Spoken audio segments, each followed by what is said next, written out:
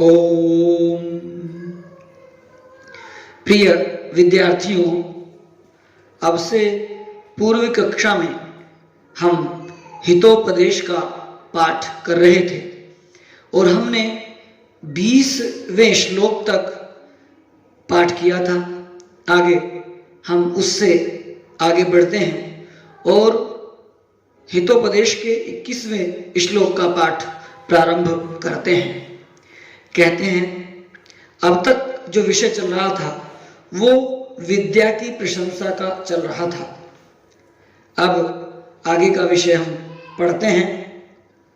कहते हैं कि ऋण कर्ता पिता शत्रु, ऋण कर्ता पिता शत्रु, माता च व्यभिचारिणी, भार्या रूपवती शत्रुः, पुत्रः शत्रुरपंडितः, पुत्रः शत्रुरपंडितः।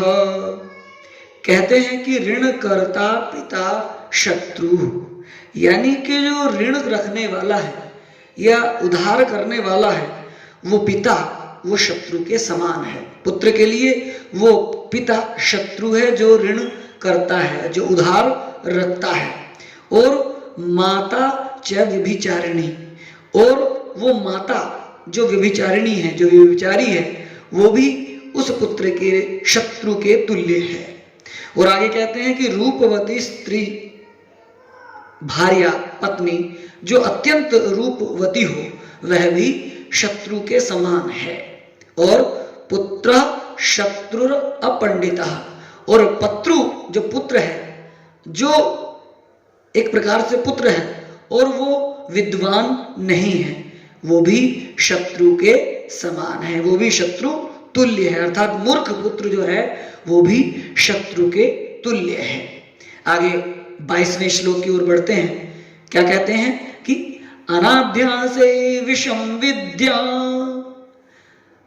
अजीर्णे भोजनम विषम, विषम सभा दरिद्रस्य, वृद्धस्य तरुणी विषम, वृद्धस्य तरुणी विषम। क्या कह रहे हैं कि बिना अभ्यास का, अनाभ्यास है बिना अभ्यास के, विद्या वो विष के समान है, वो जहर के समान है। और अजीर्णे भोजनम विषम, और जो बासी अजीर्ण भोजन है वो भी विष के समान है। और विषम सभा दरिद्रस्य, और यानी के दरिद्र मनुष्य के लिए, जो दरिद्र होता है, जो गरीब मनुष्य होता है, उसके लिए संसार, ये सभा भी विष के समान है। और वृद्धस्य तरुणी विषम, और वृद्ध पुरुष के लिए युवती वो भी विष के समान है। अर्थात वृद्ध का और युवती का कोई मेल नहीं होता, वो उसके लिए विष के समान है, वो उसके लिए जहर के समान है। आगे बढ़ते हैं, 23वें श्लोक को देखते हैं। कहते हैं यस्य कस्य प्रसूतोपि, यस्य कस्य प्रसूतोपि, गुणवान् पूज्यते नरः, धनुर्वंश विशुद्धोपि, निर्गुणः किं करिष्यति, निर्गुणः किं करिष्यति। कहते हैं कि जो गुणवान पूज्यते नरः, अर्थात जो गुणी व्यक्ति है, वो मनुष्य है, वो चाहे कहीं भी किसी भी कुल में, यस्य कस्य प्रसूतः अपि, किसी भी कुल में उत्पन्न हुआ हो, वह हमेशा सब जगह पूजितवान होता है, उसकी सर्वत्र पूजा होती है। परंतु यदि अच्छे कुल में कोई उत्पन्न होकर मनुष्य और उसके अंदर किसी प्रकार का कोई गुण नहीं है, वो निर्गुण है, तो भी फिर क्या कर सकता है? अर्थात वो किसी काम का नहीं है, उसका कोई काम नहीं है। कि उदाहरण देते हैं कि धनुर्वंश विशुद्धोपि निर्गुणः किम करिष्यति।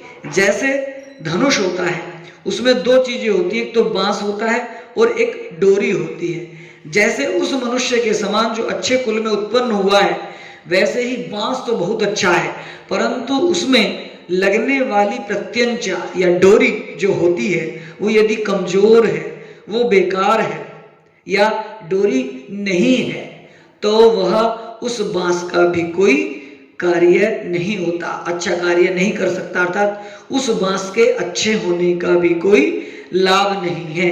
ऐसे ही यहाँ पर वंश शब्द के दो अर्थ हैं, एक तो बांस और एक कुल यानी कि वंश। तो इसी प्रकार से जैसे व्यक्ति अच्छे कुल में तो उत्पन्न हो गया, अच्छे वंश में उत्पन्न हो गया, किंतु उसके अंदर कोई भी गुण नहीं है तो उसका जन्म लेना या उसका ऐसे ही बेकार है जैसे बिना प्रत्यंचा के, बिना अच्छी डोरी के कोई बांस या धनुष। आगे बढ़ते हैं, 24वें श्लोक को देखते हैं। कहते हैं कि हाँ हाँ पुत्र कनाधीतम गता श्वेता सुरत्रिषु तेन त्वं विदुषां मध्ये पंके गौरिव सीदसी, पंके गौरिव सीदसी। कहते कि यहाँ पर संबोधक चिन्ह है पुत्र, हा हा पुत्र, हे पुत्र, यानी कि तुझे खेद है, धिक्कार है, ना अधीतम गता श्वेतासु रात्रिषु, कि जो समय बीत गया, जो समय बीता उन दिनों में, अर्थात उन रात्रियों में, रात्रिषु उन रात्रियों में, उन या दिनों में तूने कुछ नहीं सीखा, तूने कुछ नहीं ग्रहण किया, तूने कुछ पढ़ा नहीं। और फिर तेन त्वं विदुषां मध्ये, और विद्वानों की सभा में, विद्वानों की मंडली में तेरी यह दशा हो रही है, अर्थात तू शांत है, तू कुछ नहीं कर पा रहा है। वो पता कैसे? वो ऐसे है कि पंके गौरिव सीदसी, जैसे कीचड़ के अंदर फंसी हुई गाय, यानी कि वो गाय जब कीचड़ के अंदर फंस जाती है और वो कुछ भी नहीं कर पाती है, उसको निकलने का कुछ सूझता नहीं है, ऐसे ही तेरा जीवन भी, तेरे दिवस भी, वो सब बेकार हैं, वो सब व्यर्थ हैं। आगे कहते हैं कि तत् कथम इदानीम एते मम पुत्रा गुणवन्तः क्रियन्ताम, अतः किस तरह से, भाई किस प्रकार से मेरे ये पुत्र अब भी, मम पुत्रा गुणवन्तः क्रियन्ताम, कि अब भी गुणवान और विद्वान बनाए जाएं। ऐसा कौन सा रास्ता है, ऐसा कौन सी काम है, ऐसा कौन सी क्रिया है कि जिससे मेरे इन पुत्रों को गुणवान और विद्वान बनाया जाए। अब क्योंकि यहाँ पर कारण एक श्लोक के माध्यम से वो चिंतन कर रहे हैं। पुनश्च आहार नेद्रा भयमैथुनं च सामान्यमेतत् पशुभिर्नराणां धर्मो हि तेषामधिको विशेषो धर्मेण हीनः पशुभिः समानः, धर्मेण हीनः पशुभिः समानः। कहते हैं कि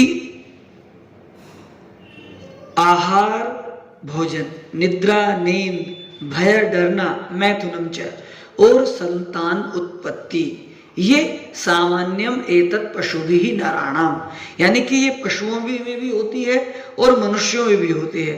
अर्थात ये सारी की सारी चारों चीजें, ये गुण, ये धर्म, ये मनुष्यों में भी और पशुओं में भी बराबर होते हैं, दोनों में ये समान होते हैं। परंतु धर्मो हितेषाम अधिको विशेषो, किंतु केवल धर्म जो है मुख्य रूप से, यानी ये कह सकते हैं कि विद्या या फिर ज्ञान, ये केवल मनुष्यों में ही होता है, उनमें ही पाया जाता है विशेष रूप से।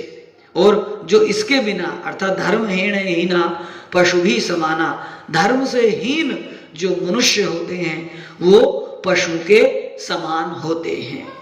यानी कि जिनके पास धर्म नहीं होता, ज्ञान नहीं होता, वो मनुष्य तो होते हैं, लेकिन वो पशु के समान होते हैं।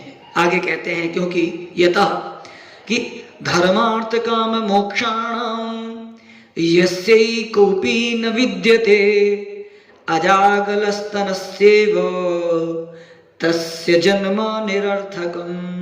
यहाँ पर एक उदाहरण दिया है, अजा गलस्तन सेव, यानी कि जैसे बकरी होती है और उसके गले में लटकने वाला स्तन, वो उसका कोई उपयोग नहीं होता, वो बेकार होता है, वो निरर्थक होता है। ऐसे ही धर्म, अर्थ, काम और मोक्ष, इनकी उत्कंठा जिसके अंदर नहीं होती, जो इनको प्राप्ति की ओर नहीं बढ़ता, वो ऐसा मनुष्य, उसका जन्म लेना बेकार है। अर्थात जो इनमें से किसी एक का भी पालन नहीं करता, उस मनुष्य का जन्म ऐसे ही व्यर्थ है जैसे बकरी के गले में लटकने वाला स्तन। तो आइए अब 27वें श्लोक की ओर बढ़ते हैं। कहते हैं, कुछ लोग कहा करते हैं ऐसा कि आयु कर्म च वित्तम च विद्या निधनमेव च पंचैतान्यपि सृज्यन्ते गर्भस्थस्यैव देहिनः, गर्भस्थस्यैव देहिनः। कि कुछ लोग ऐसा कहते हैं कि जब मनुष्य गर्भस्थस्यैव देहिनः, जब मनुष्य गर्भ में रहता है तभी उस मनुष्य की आयु, कर्म, व्यवसाय, वित्तम, धन और विद्या, ये सारी की सारी चीजें, और निधन अर्थात यानी कि मृत्यु, इनका समय, ये सब चीजें निश्चित हो जाती हैं। कुछ लोग ऐसा कहते हैं, ये सारी की सारी चीजें पहले ही इनका विधान हो जाता है। वो आयु, व्यवसाय, धन, विद्या और मरण, ये सारी की सारी चीजें गर्भ में ही निश्चित हो जाती हैं, ऐसा कहा जाता है। और भी कहा जाता है, ये 28वें श्लोक में कहते हैं कि अवश्यम भाविनो भावा भवन्ति महतामपि नग्नत्वं नीलकंठस्य महाहिशयनं हरे, महाहिशयनं हरे। कि कहते हैं कि जो अवश्यम भाविनो भावा, जो बात अवश्य ही होने वाली है, जो कुछ अवश्य होने वाला है वह तो अवश्य ही होता है। अर्थात जो होने वाला होता है वो अवश्य ही होता है और उसको कोई हटा नहीं सकता, उसको कोई बड़े से बड़ा हटा नहीं सकता, उसको कोई मिटा नहीं सकता। क्योंकि कहते हैं कि नग्नत्वम नीलकंठस्य, जैसे शिव का, भगवान शिव का नग्न रहना, और विष्णु का महाहिशयनम, और विष्णु भगवान का शैया पर सोना, ये उस चीज के प्रमाण है। यानी कि जो जिसके भाग्य में, कर्म में लिखा गया वो ऐसा ही होना होता है। क्योंकि भगवान होते हुए भी, यानी कि संसार के प्रभु होते हुए भी, इनके जैसे कर्म या प्रारब्ध की अवस्था के अनुसार उनकी किस्मत में भी नग्न होना और शेषनाग की शैया पर होना लिखा है। ये सब प्रारब्ध में ही निश्चित, या प्रारब्ध से ही निश्चित हो जाते हैं। यानी कि जो होना होता है वो तो अवश्य ही होता है। और भी इस विषय में कहा गया है, आगे जो 29वें श्लोक में हम देखते हैं। चलिए, कि यद भावी न तद भावी, भावी चेन्न तदन्यथा, इति चिंता विषग्नो यो मगधः किम न पीयते, मगधः किम न पीयते। कहते हैं कि जो बात नहीं होने, यद भावी न तद भावी, कि जो बात नहीं होने वाली है वह कभी नहीं होगी। वह बात ना, जो होने ना वाली है ना, वो कभी नहीं होती, वो कभी हो ही नहीं सकती, क्योंकि वह किसी प्रकार मिट नहीं सकती।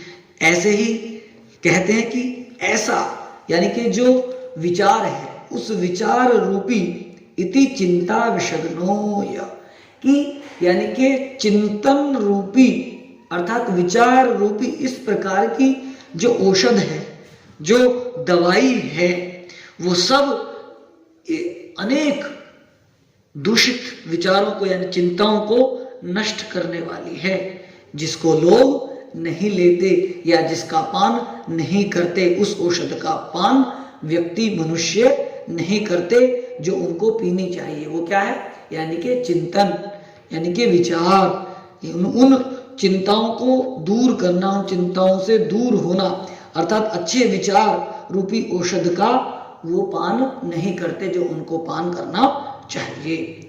आगे भी जो है एतत् कार्यक्षमाणम केषांचिदालस्य वचनाम, और आगे भी जैसी पहली कही गई हैं, यानी कि आलस्य युक्त वचन उन इस प्रकार के हैं जो कि कार्य करने में असमर्थ और आलसी हैं, उनके लिए भी कहा गया है कि न, ये 30वां श्लोक हम पढ़ रहे हैं कि न दैवमपि संचित्य त्यजेदुद्योगमात्मनः अनुद्योगेन तैलानि तिलेभ्यो नाप्तुमर्हति। ये आलसी लोगों के लिए कहा गया है। और कहते हैं कि जो बुद्धिमान व्यक्ति होते हैं उनको कभी भी त्यजेत उद्योगम आत्मनः, उनको अपना उद्योग, अपना परिश्रम कभी भी नहीं छोड़ना चाहिए।